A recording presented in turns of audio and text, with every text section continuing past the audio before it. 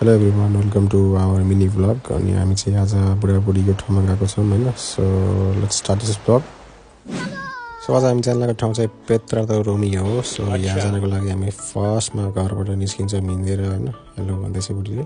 त्यसपछि हामी जाने भनेको बस स्टेसन हो। बस स्टेसनमा बस कुदेछौँ, धेरैजना मान्छे कुदेछ होइन।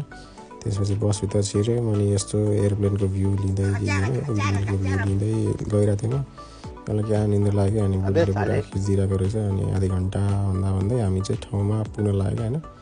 अनि यसरी म चाहिँ भ्लगहरू खिच्दैछु, बुढीले खिच्दैछ होइन, युट्युबको लागि पनि खिच्दैछु म। अनि यहाँ पुरै यो रुखहरूमा मान्छेले के बाँधेको रहेछ क्या, ढुङ्गामा नामसाम लेखेर सब लेखेर राखेको रहेछ। अनि यसो हेर्दै गएको त्यहाँ सब मान्छेहरूले ढुङ्गासुङ्गाको के टावर सावर बनाइदिरहेको छ होइन। अनि हामी चाहिँ पुरा भ्यूको आनन्द लिँदै यो ढुङ्गाहरू खेल्दै होइन। अनि बुढीको चाहिँ अब फेरि फोटोसोटो खिच्नु पर्छ नि त। अनि यसो भिडियो सिडियो खिच्दै बुढीलाई मक्ख बनाउँदैछु म है।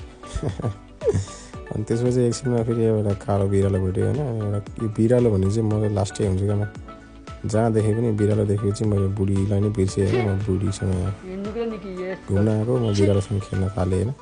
त्यसपछि फेरि यहाँ हामी अब नाम लेख्नु पऱ्यो हाम्रो पनि भनेर आयो होइन। अनि नेपाललाई पनि चिनाउनु त पऱ्यो अब विश्वभरि भनेर यहाँ नेपालको नाम पनि लेखेर आयो होइन। अनि त्यहाँ विदेशको नाम भाषामा राखेर आयो होइन। त्यसपछि चाहिँ अब अनि 1-1.5 घन्टा बसेर हामी चाहिँ त्यहाँबाट निस्किनु पऱ्यो भनेर फेरि बस कुर्न गयौँ होइन। अनि बस कुरेर फेरि घरतिर आइपुग्यौँ।